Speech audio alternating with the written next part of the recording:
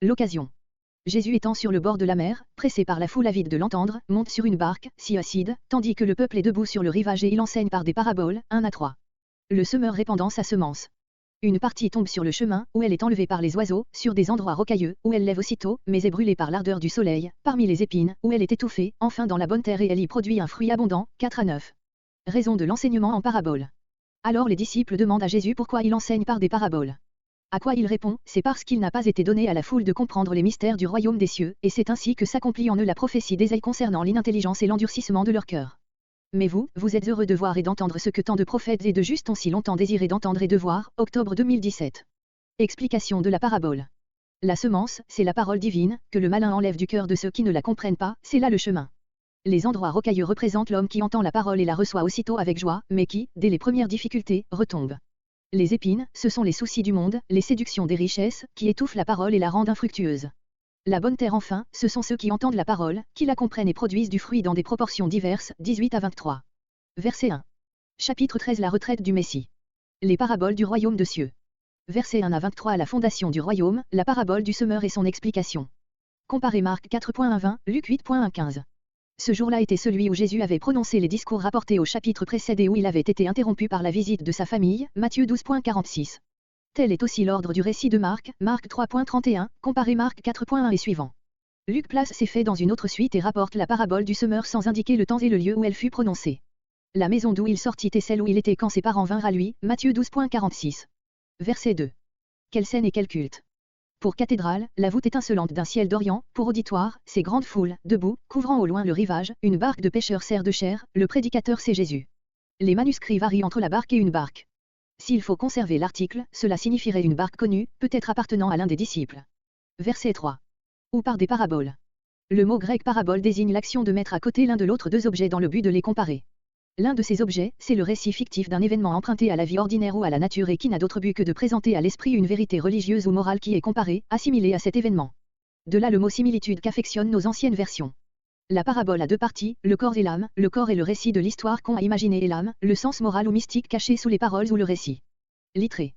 Il faut remarquer toutefois que dans le Nouveau Testament le mot de parabole ne s'applique pas seulement à ces récits allégoriques prolongés qu'employait si souvent le Sauveur, mais aussi à toute comparaison ou image destinée à illustrer la pensée, ainsi Matthieu 15.15, Matthieu 24.32, Marc 3.23 et suivants, Luc 4.23, etc. Il est important de remarquer encore la différence notable qu'il y a entre la parabole et un autre genre analogue d'enseignement, la fable. Dans celle-ci le récit fictif n'est pas nécessairement emprunté au domaine du possible et du vrai, elle fait penser et parler les animaux, les plantes, etc. Jamais Jésus ne se permet rien de pareil dans ses paraboles. Tout dans son récit est tellement naturel et vrai, que souvent on se demande si c'est un fait réel ou une fiction. Ainsi, le semeur, le bon samaritain, l'enfant prodigue, etc. Et ces histoires sont, au point de vue de la forme, d'une telle beauté, d'une si grande perfection, qu'on s'arrêterait beaucoup plus à les admirer à cet égard, si les imposantes vérités religieuses qu'elles renferment ne s'emparaient de toute notre attention. Au fond, la parabole du Nouveau Testament est une création de Jésus-Christ.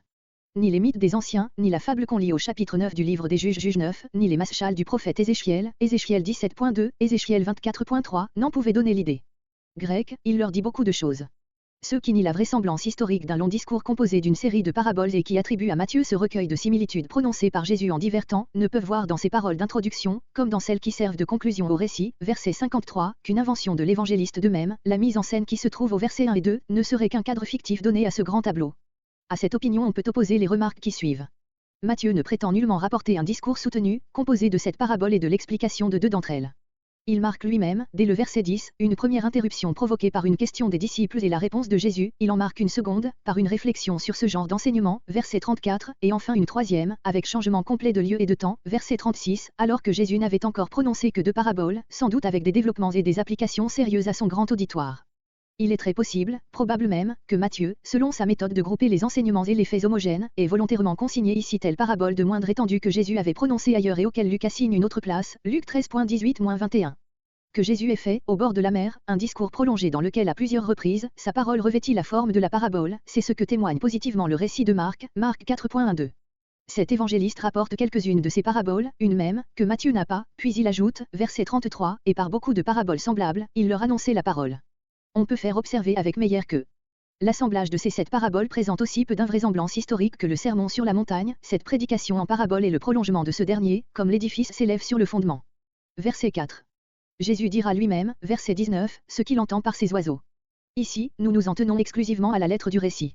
Le semeur, grec le semant ou celui qui sème, n'a pas l'intention de jeter aucune partie de sa semence sur un chemin, mais comme ce chemin longe son champ et qu'il sème abondamment, vivement plus d'un grain tombe le long du chemin, grec, auprès du chemin, sur le bord.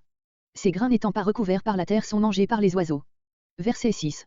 Ces endroits rocailleux ne sont pas une partie du champ couverte de pierres, qu'on aurait pu ôter, mais bien, comme on peut le voir dans toutes les contrées montagneuses et arides, des endroits où une légère couche de terre recouvre le roc.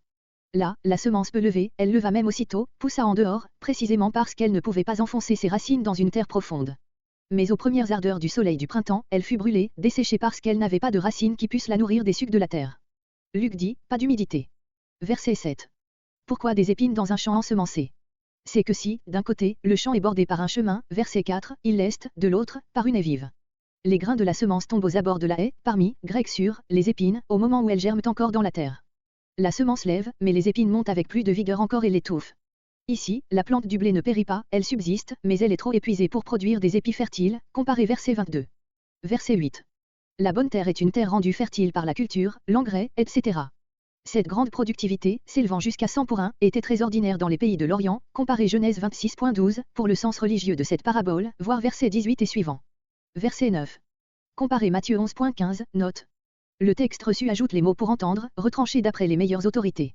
Verset 10. D'après Marc et Luc, les disciples auraient demandé simplement l'explication de la parabole. Mais ils firent certainement aussi la question que Matthieu leur attribue, comme le prouve la réponse immédiate de Jésus, verset 11. L'autre demande, loin d'être exclue, est au contraire supposée par notre évangile, puisque l'explication désirée suit bientôt après, verset 18. Cet entretien entre Jésus et les disciples eut lieu aussitôt après l'énoncé de la parabole, sur la barque même, verset 2, interrompant ainsi l'enseignement de Jésus aux foules, comme le récit de Matthieu le ferait supposer, ou bien après le discours, quand Jésus fut seul avec les disciples, comme le rapporte Marc, Marc 4.10. La place que ce dernier lui assigne paraît plus naturelle. Verset 11. Donné ou pas donné par Dieu, qui seul ouvre, par son esprit, l'intelligence et le cœur et qui est souverain dans la dispensation de ses dons. C'est à la volonté de Dieu que Jésus en appelle, c'est dans le décret insondable de la sagesse divine qu'il montre la raison dernière pour laquelle les mystères du royaume des cieux sont révélés aux uns, cachés aux autres. Mais les paroles d'Ésaïe qui suivent, verset 15, prouvent que, soit dans la possession, soit dans la privation de la lumière divine, l'action et la responsabilité de l'homme ont leur part. Ce qu'il s'agit de connaître, d'une manière vivante, expérimentale, ce sont les mystères du royaume des cieux, c'est-à-dire les vérités divines de ce royaume, qui restent mystères tant qu'elles ne sont pas révélées à l'homme par la parole et l'Esprit de Dieu. D'après le contexte, cette expression désigne peut-être d'une manière plus spéciale les desseins de Dieu pour le salut des hommes, le plan divin suivant lequel le royaume doit s'établir, les conditions de son développement, que Jésus indique précisément dans les paraboles de ce chapitre, comparé Romains 16.25, 1 Corinthiens 4.1, Éphésiens 3.3 et suivant, note. Or c'est là ce qui a été donné aux disciples déjà alors dans une certaine mesure et qui leur sera donné beaucoup plus encore par l'esprit de la Pentecôte, en sorte que Jésus peut leur parler sans parabole. Mais pour d'autres, il doit employer cette forme d'enseignement et il en dit la raison au verset 13 et suivant. Verset 12. Avant d'énoncer directement, verset 13, la raison pour laquelle il parle en parabole, Jésus l'a fait pressentir en citant un proverbe qui exprime ce que l'on constate souvent dans les affaires ordinaires de la vie, celui qui est riche le devient toujours plus et l'inverse. Cela est dans la nature des choses. Et cela n'est pas moins vrai dans le domaine de la vie religieuse. Le développement moral de l'homme obéit à une double loi, selon que l'esprit ou la chair domine.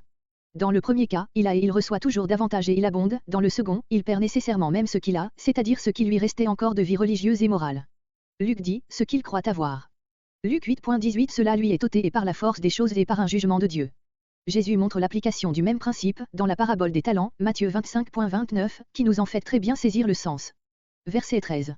C'est pourquoi, en raison du fait affirmé verset 11 et conformément au principe énoncé verset 12, Jésus leur parle en parabole, leur présente les mystères du royaume des cieux, verset 11, sous ce voile à demi transparent, parce que, cette conjonction introduit un motif qui explique et justifie celui qu'indique le c'est pourquoi, alors même que la vérité s'offre à eux, voyant, entendant, ils ne voient, n'entendent, ni ne comprennent. Leur réceptivité est en défaut. Ils ne veulent pas voir, aussi attirent-ils sur eux un jugement. Ce jugement n'est pas définitif sans doute, il a pour but de les épargner et d'empêcher que leur culpabilité ne devienne plus grande, mais il les exclut du nombre de ceux qui ont part les premiers au royaume et en deviennent les fondateurs. La parabole, en effet, est destinée à opérer un triage dans la masse indécise, les simples curieux, les irrésolus, les cœurs impénitents n'emportent qu'un récit gracieux dont le sens leur échappe. Mais ceux qui ont soif de la vérité la découvrent sous le voile de la parabole, versets entre 11 et 12, témoins ces disciples qui, n'ayant pas eux-mêmes tout compris, demandent des explications. Matthieu 13.36, Marc 4.10. Cette dispensation divine envers les hommes, selon leurs dispositions diverses, est donc pleine de sagesse et de miséricorde. Ainsi, voulant paraître à découvert à ceux qui le cherchent de tout leur cœur et caché à ceux qui le fuient de tout leur cœur, il tempère sa connaissance, en sorte qu'il a donné des marques de soi visibles à ceux qui le cherchent et obscures à ceux qui ne le cherchent pas. Il y a assez de lumière pour ceux qui ne désirent que de voir et assez d'obscurité pour ceux qui ont une disposition contraire. Pascal. Cette règle, qui est une loi générale du royaume de Dieu dans tous les temps, Jésus commence maintenant à l'appliquer à ses concitoyens. Dans les premiers mois de son ministère en Galilée, il leur a annoncé la vérité sans réticence. Ils ne l'ont pas reçue. Dès ce moment ils attirent sur eux un jugement de Dieu. Le Sauveur se dérobe tout d'abord en enveloppant son enseignement du voile de la parabole. Un peu plus tard il s'éloignera lui-même en se retirant dans d'autres contrées. C'est pourquoi nous considérons cette collection de paraboles, verset janvier 1952, comme le premier chapitre de cette portion de l'histoire évangélique qui peut s'intituler « La retraite du Messie ». Verset 15. Ésaïe 6.9-10, cité exactement d'après les Septante. Ce texte diffère de l'hébreu, qui a tous les verbes du verset 10 à l'impératif, engraisse le cœur de ce peuple, alourdit ses oreilles, enduit ses yeux, de peur. C'est-à-dire que le prophète doit exécuter, par sa prédication même, ce jugement de Dieu, l'endurcissement puni par un endurcissement plus grand. Dans le texte grec, cette action paraît attribuée au peuple lui-même, son cœur s'est engraissé. Telle est l'interprétation de Meyer et de M. Godet, dans Jean 12.40. B. Weiss, insistant sur le passif du verbe, a été engraissé, attribue cette action au décret divin. Quelque sens qu'on adopte, la cause première de cet endurcissement est bien la volonté rebelle du peuple, car le but de la prédication seul conforme à l'amour divin est de sauver et Dieu n'endurcit que ceux qui se sont déjà endurcis. Mais tel est, sous cette réserve, l'effet de la parole de la grâce, odeur de vie ou odeur de mort, 2 Corinthiens 2.16. Quant aux expressions du texte, il faut remarquer d'abord que la cause de l'inintelligence et de l'aveuglement, verset 14, est placée dans le cœur, car, verset 15, qui est engraissé, sens de l'hébreu, le grec signifie aussi épaissi, rendu insensible par la prospérité. Les effets de cette insensibilité sont exprimés par les images qui suivent, l'ouïe dure, grec lourde, les yeux à demi fermés, comme dans la somnolence, ou lorsqu'on craint la lumière, et tout cela de peur qu'ils ne voient, n'entendent, ne comprennent, ne se convertissent et que je ne les guérisse. Il faut remarquer dans ce dernier verbe le changement de personne, Dieu parle directement comme celui d'où procède toute guérison. Quelle gradation profonde dans l'ordre où ces organes sont énumérés et l'ordre inverse serait également vrai, car il y a action et réaction, d'abord le cœur, l'ouïe, les yeux, puis les yeux, l'ouïe, le cœur. Tout part du cœur et tout y aboutit dans l'œuvre du salut ou de l'endurcissement. Verset 16. Bien que ce soit une manière inusitée de s'exprimer, que de déclarer heureux les organes de la vue et de l'ouïe, au lieu de l'homme qui les possède, nous traduisons littéralement, afin de conserver le contraste voulu entre ces paroles et celles des versets 13 à 15. Verset 17. Raison des paroles qui précèdent, car que de justes, que de prophètes de l'Ancien Testament ont soupiré après ces temps de l'Évangile, qui n'étaient pas accomplis, selon les desseins de Dieu. Quel motif de reconnaissance pour les disciples et pour nous. Verset 18. Vous donc qui pouvez comprendre, écoutez. Verset 16. Les disciples et d'autres auditeurs avaient demandé l'explication de cette parabole, Marc 4.10. Jésus avait de son côté exprimé son étonnement de ce qu'ils ne l'eussent pas comprise, Marc 4.13, et pourtant il la leur explique. Cette interprétation que Jésus a donnée d'un petit nombre de paraboles, versets 37 et suivants, verset 49, est pour nous d'un prix infini, car par là il nous a donné la clé de toutes les autres. Verset 19. La parole du royaume, Matthieu 4.23, Matthieu 24.14, ou, selon Luc, la parole de Dieu, et, d'après Marc, simplement la parole, telle est la semence de la parabole. Il y a une analogie profonde entre l'image et la réalité. Dieu a voulu qu'il y eût en chaque grain de semence un principe de vie qui se développe avec une irrésistible puissance, dès que la semence se trouve dans des conditions favorables. Ainsi la parole du Dieu vivant renferme et produit la vie, une vie divine, elle est créatrice. Mais, pour cela, il faut que la parole, comme la semence, tombe dans une terre bien préparée.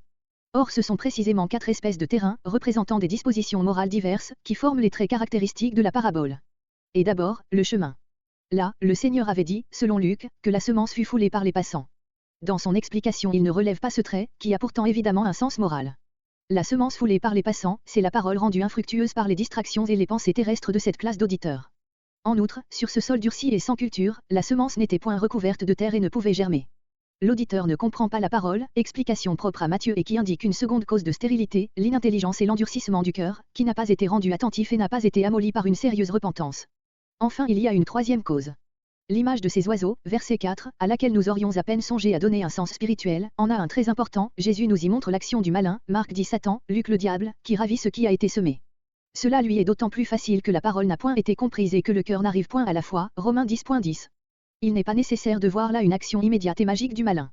Les moyens par lesquels il agit abondaient dans l'homme même et en dehors, dans le monde, comparés sur cet enseignement verset 39, note. Verset 21. Ici, il y a progrès. Non seulement cet auditeur entend la parole, mais il en reçoit aussitôt des impressions qui le remplissent de joie.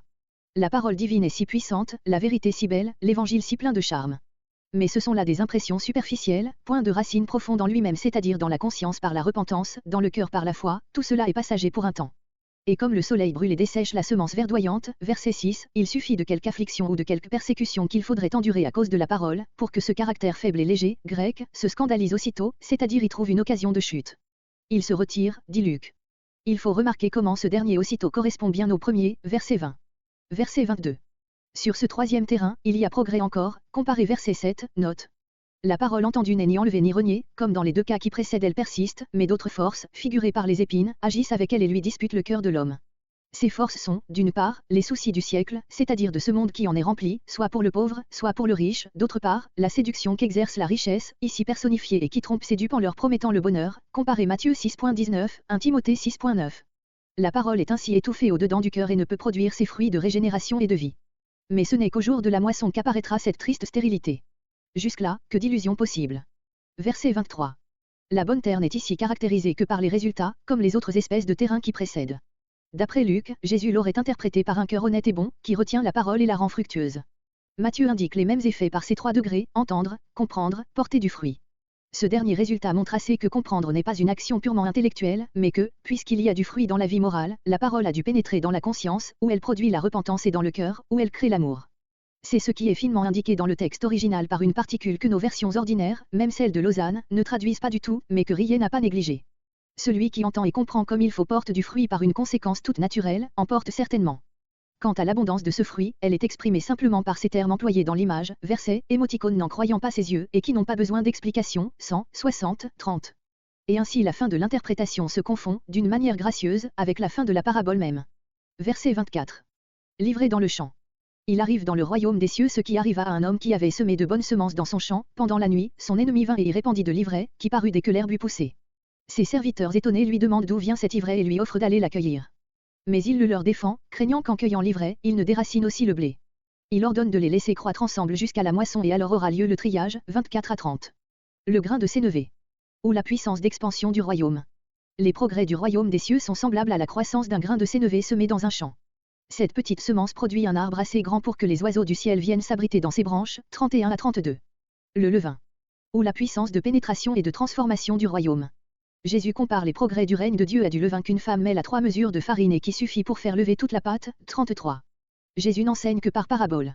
Jésus n'enseignait alors que par des paraboles, accomplissant ainsi la parole d'un prophète, 34 à 35. Explication de la parabole de l'ivraie. Quand Jésus eut quitté la foule et fut rentré dans la maison, ses disciples le prièrent de leur expliquer la parabole de l'ivraie. Il leur donne brièvement l'interprétation de chaque trait, puis il tire de là une redoutable prédiction de ce qui se passera au jour du jugement, 36 à 43. Versets 24 à 43. Le développement du royaume, parabole de l'ivraie, du grain de sénévé et du levain. Le Seigneur propose une parabole qui n'est pas sans analogie avec la précédente, mais qui en agrandit l'horizon en révélant qu'un double ensemencement s'opère, dont les résultats sont opposés dans le monde entier. Rien de plus grand que cette instruction, rarement bien comprise parce qu'elle soulève des questions fort difficiles. Arrêtons-nous d'abord simplement au sens littéral et attendons l'explication du maître, versets 37 et suivants. Le texte reçu porte, un homme qui sème, il faut, d'après une variante, à semer. Ces semailles ont déjà eu lieu au moment où la parabole commence. Par la même raison on lit dans l'original, le royaume des cieux a été assimilé à. Toute cette grande action avait commencé depuis longtemps par la présence de cet homme divin qui semait en tout lieu. Aussi la parabole ne commence-t-elle pas, comme on l'aurait attendu, par ces mots, le royaume des cieux est semblable à un champ, ou. Mais par ceci, à un homme, de qui tout dépend et sur lequel toute l'attention doit se porter, comparez verset 37. Verset 25. Grec, selon une variante très autorisée, sema de livrer par-dessus, ou sur sema, après que la bonne semence eût été jetée, en terre. Et l'ennemi a bien soin que son ivraie soit parmi le blé. Il n'est pas dit que les hommes qui dormaient soient les serviteurs du maître du champ, ce sont plutôt les hommes en général et leur sommeil indique simplement aussi que l'action de l'ennemi se passe durant la nuit, dans les ténèbres, comparez Marc 4.27. Il ne faut donc pas, dans l'application de ce trait, imputer à ces hommes un manque de vigilance, de la paresse, etc. Jésus ne le fait pas dans l'interprétation, voir versets 37 et suivants. L'ivraie est une plante de la famille des graminées, l'olium, dont le fruit est malsain et produit une sorte d'ivresse, ces deux mots ont la même étymologie, et qui, soit en herbe, soit en épi, ressemble beaucoup au blé. C'est ce qui peut expliquer la crainte exprimée au verset 29. Dans le vieux langage, l'ivraie s'appelait, d'après le grec, zizanie, de là l'expression tirée de notre parabole, séméol à zizanie. Verset 28. Grec, un homme ennemi. Dans le sens littéral de la parabole il s'agit réellement d'un homme qui haïssait le maître du champ, verset 25, et qui voulait lui nuire. Les serviteurs au contraire prennent intérêt à la moisson future et leurs deux questions, versets entre 27 et 28, sont l'expression de leur douleur. Verset 29. La raison de cette défense est facile à comprendre, les racines de l'ivraie et celles du blé sont entrelacées, de sorte qu'on ne peut arracher l'une sans courir le risque de déraciner l'autre. Faut-il ajouter que le maître n'a pas une telle confiance dans le discernement de ses serviteurs, qu'il ne puisse craindre, vu la ressemblance des deux plantes, plus d'une erreur de leur part. Peut-être, même dans le sens littéral de la parabole et bien certainement dans son application, voir versets entre 25 et 28 notes. Verset 30. Au temps de la moisson, verset 39, il n'y aura plus aucun danger d'erreur, la séparation pourra avoir lieu et elle se fera infailliblement, non par des hommes, mais par des anges, verset 41. En attendant, il faut les laisser croître tous deux ensemble et par là même il reste une possibilité que la parabole ne pouvait pas statuer, mais qui est bien réelle dans le règne de Dieu en ce monde, c'est que ceux qui aujourd'hui sont ivrés, demain soient froment. Augustin. Verset 32.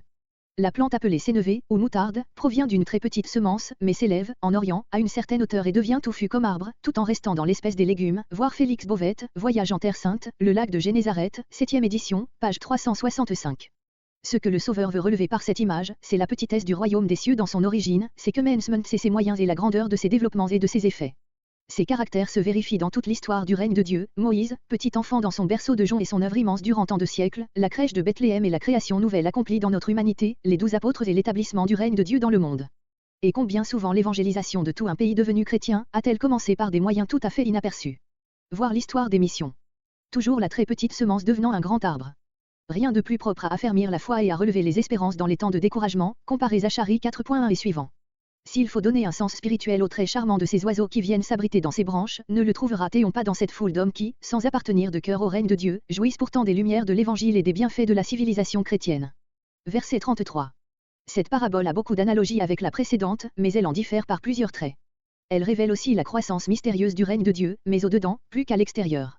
Le levain caché dans la pâte, c'est la vie divine agissant lentement, mais constamment par la puissance qui lui est propre, jusqu'à ce que tout l'homme moral, toute la vie humaine, dans l'individu, la famille et la société, en soit pénétré et sanctifié. Verset 34. Tel est le texte le plus autorisé, comparez toutefois Marc 4.34. Jésus, dans ce moment, employait exclusivement cette forme de discours, par la raison indiquée au verset 11 et suivant. Verset 35. Ce prophète, c'est le psalmiste Ézéph, à qui l'Ancien Testament donne aussi le titre de voyant, ou prophète, 2 Chroniques 29.30. On sait par les écrits de plusieurs pères, Clément d'Alexandrie, Eusèbe, Jérôme, que quelques manuscrits très anciens portaient, par le prophète Ésaïe. Ils nous apprennent même que Porphyre se prévalait de cette faute pour accuser Matthieu d'ignorance. Mais ces mêmes pères renvoient l'accusation à des copistes inintelligents et presque tous les témoignages critiques actuellement connus, omettent le nom d'Ésaïe. Malgré cela, Tischendorf, qui l'avait toujours rejeté, l'a admis dans sa 8e édition sur l'autorité du saint. Psaume 78.2, librement cité. L'hébreu dit, des choses cachées, littéralement énigmatiques, dès les temps anciens. Les septante, des sentences, ou problèmes, dès le commencement, terme que Matthieu rend par celui-ci, dès la fondation, plusieurs manuscrits omettent du monde, qui du reste s'entend de soi-même. Ce ne sont proprement ni des paraboles ni des énigmes qui se trouvent dans ce psaume, mais comme Ézéphi chante les principaux événements de la vie de son peuple pour en tirer de sérieuses instructions, il peut à bon droit considérer cette histoire comme une grande parabole et les enseignements religieux qu'elle renferme comme des choses cachées qu'il faut savoir y découvrir. Et c'est de même que Jésus, dans ses paraboles, nous dévoile les grandes vérités du royaume de Dieu qui sont comme cachées, soit dans la nature, soit dans la vie humaine, où il puise les sujets de ses similitudes. Verset 36. La maison, celle dont il est parlé au verset 1. Verset 37. Le Fils de l'homme, voir sur ce terme Matthieu 8.20, note. Avec quelle assurance Jésus attribue à son action sur ce monde, tout le bien qui s'y trouve, tous les fils du royaume, verset 38. Dans la parabole du semeur, où il s'agit de répandre dans la terre une semence qui représente la parole de Dieu, Jésus-Christ, tout en restant le premier et le grand semeur, peut considérer tous ses serviteurs fidèles comme des continuateurs de son œuvre. Mais ici, où cette semence représente des hommes, engendrés par la parole de la vérité, Jacques 1.18, production vivante de la première semence, création de l'Esprit de Dieu, le Sauveur est le seul qui puisse en remplir ce champ qui est le monde, en ce sens, s'émet la bonne semence et son œuvre exclusive. Cette œuvre, il l'a accomplie de tout temps, comme parole éternelle au sein de notre humanité, Jean 1.3, il l'accomplissait alors sur la terre, où il était venu opérer une création nouvelle et il l'accomplira jusqu'à la fin des temps. Verset 38. Le monde. Il faut donner une attention particulière à cette parole qui est la clé de notre parabole. Jésus n'entend point par là, comme on l'a cru souvent, la partie mauvaise, mondaine de l'humanité, Jean 17.16, 1 Jean 2.15, par opposition au peuple de Dieu, mais bien cette humanité tout entière, que le Seigneur appelle à bon droit à son champ ou son royaume, verset 41, et qui est destinée par la miséricorde divine, Jean 3.16, à recevoir la bonne semence et à devenir le royaume des cieux, verset 24. De tout temps il y a eu des interprètes qui, méconnaissant ce trait fondamental de notre parabole, le champ c'est le monde, y ont substitué de diverses manières ce sens tout différent, le champ c'est l'Église. Alors, en présence de la question empressée des serviteurs, veux-tu que nous allions l'accueillir? Et de la réponse catégorique de Jésus, non, versets entre 28 et 29. Ils se sont résignés à ne voir dans l'Église chrétienne que cette confusion perpétuelle de l'ivraie et du froment, des fils du royaume, et des fils du malin, verset 38, dont le monde offre le spectacle et dont notre parabole serait l'image. Ainsi Calvin, malgré ses principes rigoureux de discipline, assez peu conciliables avec la défense de Jésus s'il s'agit ici de l'Église, se console de la confusion qui y reste, en écrivant ces mots. Mais cette solution doit nous suffire que Christ ne parle point ici, dans sa défense, de l'office des pasteurs ou des magistrats, mais ôte seulement le scandale qui trouble les infirmes, quand il voit que l'Église ne consiste pas seulement en des élus, mais qu'il y a aussi des méchantes canailles. Commentaire sur cette parabole. D'autre part, il y a eu toujours, depuis les donatistes d'Afrique jusqu'aux hommes du réveil, des chrétiens qui ont pensé pouvoir constituer des églises triées, soumises à une sévère discipline, estimant que la défense de Jésus ne concernait que le monde, c'est-à-dire l'humanité rebelle et hostile à l'Évangile. Mais ce mot, dans la pensée du Sauveur, avait une signification plus étendue et plus universelle, embrassant l'humanité tout entière, dans laquelle la puissance des ténèbres est en lutte constante avec l'Évangile du salut. Voici dès lors ce que le Maître prescrit à ses serviteurs, dans des vues pleines de sagesse et de miséricorde. Il ne leur demande pas de voir avec indifférence l'erreur, le mensonge, le péché, toutes les corruptions et les iniquités que l'ennemi du royaume de Dieu sème dans le monde, il leur ordonne au contraire de les combattre avec toute la puissance et l'énergie que donnent les armes spirituelles de la parole et de l'Esprit de Dieu. Mais ce qu'il leur interdit d'une manière absolue, c'est de recourir dans cette lutte aux armes charnelles, d'y faire intervenir le pouvoir séculier, d'employer la contrainte, d'user de moyens matériels de répression et de propagande. La raison de cette interdiction est indiquée par la parabole, le froment est livré représente des hommes, verset 38, or, arracher celle-ci, la détruire avant le temps, ce serait exercer un jugement qui n'appartient qu'à Dieu. Ce que Jésus prévoyait, verset 29, est toujours arrivé, en s'imaginant cueillir l'ivraie, ses serviteurs, désobéissant à l'ordre du Maître, ont arraché le froment. Ce sont les esprits les plus nobles, les plus indépendants, les plus pieux qui sont devenus leurs victimes. Qui ne voit quelle lugubre série de persécutions, d'iniquités et de crimes eût été épargnée à l'humanité, si tous avaient compris et observé cette seule parole de Jésus, laissez-les croître ensemble jusqu'à la moisson. Ce mélange, tout affligeant qu'il est, doit servir au salut des uns, à l'épreuve et à la patience des autres. Mais la confusion ne durera pas toujours, il vient, le jour de la moisson, verset 30, et alors ce que les serviteurs désirent sera accompli, non par des hommes faibles et pécheurs, mais par la main des anges exécutant la justice de Dieu, versets 40 à 43. Dans la parabole du semeur, la semence est la parole de Dieu, tombant dans le cœur d'hommes diversement disposés. Ici, c'est cette même parole qui a produit des effets contraires selon qu'elle a été reçue ou repoussée, et ces effets de la parole divine sont identifiés dans un langage plein de hardiesse avec les hommes eux-mêmes qui les éprouvent. Les uns sont fils du royaume, ils y ont été introduits et ont été engendrés par la parole, ils sont animés de l'esprit de ce royaume, voir sur ce terme Matthieu 3.2, note. Les autres sont fils du malin, de celui qui sème l'ivraie, verset 39, ils sont sous son influence, verset 19, animés de son esprit, comparé Jean 8.44, 1 Jean 3.8-10. Verset 39. Les serviteurs, qui, dans la parabole, représentent les disciples de Jésus, avaient demandé avec étonnement et douleur, d'où vient qu'il y a de l'ivraie. Maintenant que nous savons ce qu'est le chant, nous pouvons dire que c'est là la question des questions, le problème désolant de toute philosophie et de toute théologie, d'où vient le mal dans ce monde qui est le chant de Dieu et où il n'a pu s'aimer que le bien. La réponse du Sauveur est la seule vraie théodicée. Elle écarte d'un mot tous les systèmes qui, d'une façon ou d'une autre, font remonter le mal jusqu'à Dieu et qui par là touchent au blasphème. Le mal ne vient pas non plus de l'homme, il n'est pas essentiel à sa nature, donc il y a pour lui espoir de guérison. Il vient du dehors, d'un ennemi qui est le diable. Cet enseignement de Jésus est conforme à toute l'Écriture, conforme aussi à la saine raison. Le péché, qui n'existe que dans une volonté vivante et personnelle, ne peut avoir son origine que dans une volonté personnelle qui en a été la source. R. Stier. Si l'on objecte que cette solution ne fait que reculer la question, nous y consentons. Mais l'exégèse n'a pas à remonter plus haut. Ceux qui voudront le faire, trouveront toujours une solution possible et rationnelle dans la volonté d'un être libre qui, dès lors, d'ange peut devenir démon. Quelque opinion qu'on veuille donc se faire sur l'existence personnelle de cet ennemi, nul ne peut nier que Jésus ne l'enseigne de la manière la plus positive. Même la fausse théorie d'une accommodation aux préjugés de son siècle est ici parfaitement inadmissible. En effet, Jésus fait entendre cette déclaration précise, non dans la parabole, mais pour expliquer la parabole et nous en indiquer le sens. Rien ne provoque cette déclaration, donnée spontanément, non devant le peuple, mais dans le cercle intime des disciples, verset 36. Le diable est nommé comme l'auteur personnel d'une action positive, comme source et origine du mal dans le monde, par opposition à un autre être personnel, le Fils de l'homme, auteur et origine du bien. Nous ne nions pas qu'on puisse être chrétien sans admettre l'existence personnelle du diable, mais on ne peut nier non plus que pour cela il faille fausser tous les principes d'une saine exégèse ou rejeter l'autorité de Jésus-Christ lui-même. Grec, la consommation ou l'achèvement du siècle, aion, c'est-à-dire du temps actuel, de la période qui doit s'écouler jusqu'au retour de Christ pour le jugement définitif. C'est ce que nos versions rendent par le terme peu exact de fin du monde. Comparez Matthieu 13.40-49, Matthieu 24.3, Matthieu 28.20, Hébreux 9.26. Comparez Matthieu 24.31, Matthieu 25.31. Verset 41. C'est-à-dire tout le mal et tous ceux qui le commettent. Le royaume sera purifié, élevé à la perfection. C'est l'œuvre que le Sauveur avait interdite à ses pauvres serviteurs, verset 29. Ses anges, son royaume, majesté du Fils de l'homme. Bengel. Verset 42. La fournaise du feu qu'il ne faut pas matérialiser, et l'achèvement de l'image de l'ivraie qu'on brûle, verset 40. Cette nouvelle expression figurée n'en représente pas moins une vive souffrance. Les derniers et terribles termes de ce verset dépeignent un profond désespoir, comparez Matthieu 8.12. Verset 43. Image magnifique de la gloire céleste, à laquelle auront part les justes, comparez Daniel 12.3.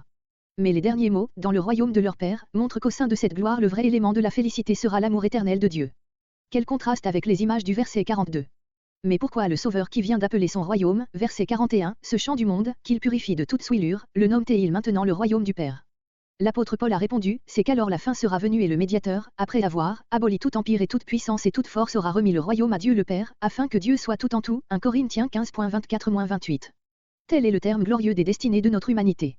Ces destinées sont tout entières dépeintes dans cette grande parabole, depuis l'origine du mal et du bien et du douloureux mélange de l'un et de l'autre, jusqu'à la journée où ce mystère sera résolu par le rétablissement du royaume de Dieu dans la perfection. En présence de telles pensées, il y a une grande solennité dans ce dernier appel du Sauveur que celui qui a des oreilles, entende. Verset 44. Jésus compare le royaume des cieux à un trésor caché dans un champ, un homme le trouve par hasard et tout joyeux, il vend tout ce qu'il a pour acheter ce champ. 44. Le royaume des cieux ressemble aussi à un marchand qui cherche des perles précieuses et qui, en ayant trouvé une de grand prix, vend tout ce qu'il possède et l'achète. 45 à 46. Il compare encore son royaume à un filet jeté dans la mer, lequel se remplit de choses bonnes et de mauvaises et que les pêcheurs amènent sur le rivage pour recueillir les unes et rejeter les autres. Telle sera la séparation, au jour du jugement. 47 à 50. Conclusion, Jésus demande à ses disciples s'ils ont compris ces paraboles. De leur réponse affirmative il conclut qu'ils doivent, imitant son exemple, tirer de leur trésor des choses nouvelles et des choses anciennes. 51 à 52. Versets 44 à 52 Le prix du royaume et sa consommation finale, parabole du trésor caché, de la perle, du filet, conclusion. Le sens littéral de cette parabole est simple, un homme a découvert un trésor caché, enfoui dans un champ, grec le champ, il l'a caché de nouveau, enterré, afin que nul ne se doute de sa trouvaille. Les verbes au passé indiquent l'expérience faite. Tout à coup ils sont mis au présent et dépeignent vivement la suite de l'action qui s'accomplit sous l'impression de la joie, il va, il vend tout, il achète le champ. On peut soulever, à ce propos, une question de droit, qui, dans la vie ordinaire, ne serait certainement pas résolue en faveur d'un tel procédé. Mais Jésus n'a pas à s'en occuper, parce que, dans la signification religieuse de son récit, cette question ne se présente pas du tout, comparez la conduite de l'économe infidèle, Luc 16.18. En effet, le champ disparaît, c'est arbitrairement que des interprètes ont prétendu y voir l'écriture sainte ou l'Église. Toute l'attention se reporte sur le trésor, les richesses impérissables de l'évangile de la grâce, qu'on peut acquérir sans faire tort à personne, mais que nul n'obtient sans faire le sacrifice de tout ce qu'il a en propre. La parabole, tout en figurant le prix infini du royaume, enseigne l'obligation pour chacun de se l'approprier personnellement et les conditions auxquelles il peut en prendre possession. Elle montre enfin ce qui rend l'homme capable du renoncement complet qu'il doit pratiquer pour acquérir ce trésor, c'est la joie de sa possession nouvelle, la joie du salut. Le cœur ne se dépouille jamais d'un amour que par un amour plus grand, plus puissant. Verset 46. Une perle, grecque une seule, de grand prix, voilà encore la cause du dépouillement volontaire.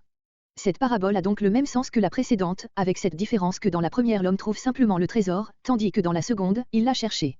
Diversité des voies de Dieu pour amener les âmes au salut, selon leurs besoins et leurs capacités. Verset 50. Cette parabole nous présente le royaume arrivé au terme de son développement et nous montre comment il passera de sa période historique à son existence parfaite et définitive. Elle reprend ainsi la dernière pensée de la parabole de l'ivraie. Elle nous transporte à l'époque qui est appelée dans celle-ci, le temps de la moisson. Le royaume s'est étendu sur toute la terre, l'évangile a été prêché à toute créature, le temps de l'épreuve est achevé, remarquez tous les verbes au passé. Le filet est tiré et le triage de son contenu commence. Un jugement définitif sépare les justes et les méchants, qui jusque-là étaient confondus dans le royaume. Ce triage se fait avec calme et solennité. Les pécheurs se sont assis pour opérer sans hâte le partage, comparez Matthieu 25.31. Sur les versets entre 49 et 50, voire versets 39 à 42, note. Verset 51. Le texte reçu ajoute les mots, Jésus leur dit, au commencement du verset et le mot, Seigneur, après le oui des disciples. Bien que ces mots s'appuient sur des autorités importantes, on s'explique mieux qu'il ait été ajouté que retranché et les critiques s'accordent généralement pour les supprimer. Le sens reste le même. Jésus veut s'assurer que ses disciples ont compris toutes ces choses, c'est-à-dire les instructions profondes qu'il vient de leur donner par ces paraboles. Le but de sa question est, en outre, d'ajouter une nouvelle instruction pratique, verset 52. Les disciples répondent naïvement et sincèrement oui, bien que ce qu'ils venaient d'entendre dépassa de toute manière l'intelligence qu'il en avait alors. Verset 52. Conséquence tirée de la réponse des disciples, c'est pourquoi.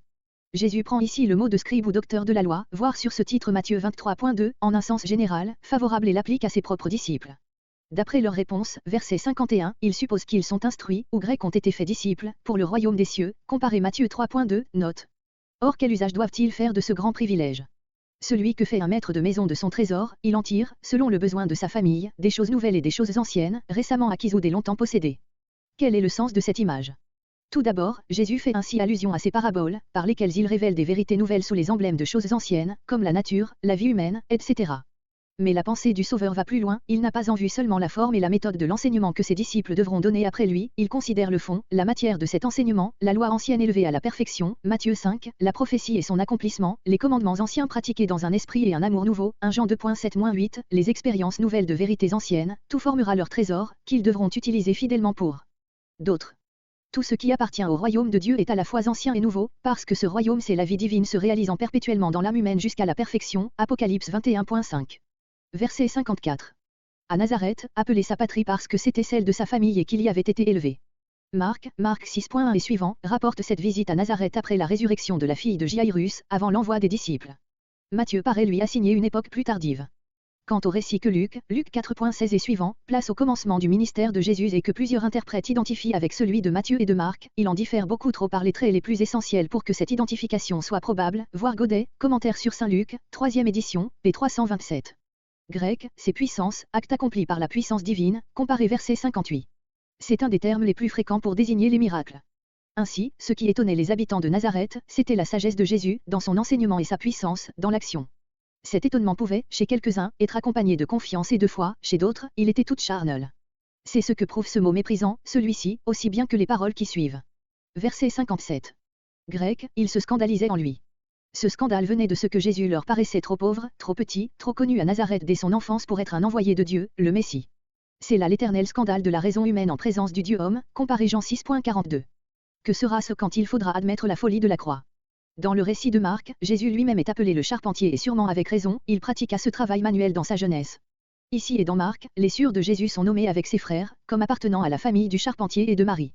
Comment donc admettre que ses frères et ses sœurs ne le fussent pas en effet, comparé Matthieu 12.46, note. Sur le nom d'un des frères de Jésus, les manuscrits varient entre José et Joseph. Ce dernier nom est plus autorisé dans Matthieu, le premier l'est plus dans Marc. Expression proverbiale d'une grande vérité, Jean 4.44. On a peine à regarder des yeux de la foi ceux qu'on est habitué à voir des yeux de la chair. Verset 58. Jésus avait guéri là quelques malades, Marc 6.5, et ces guérisons produisirent l'impression décrite ci-dessus, verset 54, mais l'incrédulité de ceux qui l'entouraient mit fin à cette action puissante. Marc observe même que Jésus ne put plus faire d'autres miracles, terme qui doit s'entendre dans son sens moral. L'incrédulité se ferme à elle-même la source des grâces divines que la foi seule reçoit. Multiplier dans un tel milieu ces œuvres de puissance et d'amour n'eût été de la part de Jésus que rendre plus coupables ceux qui en auraient été les témoins.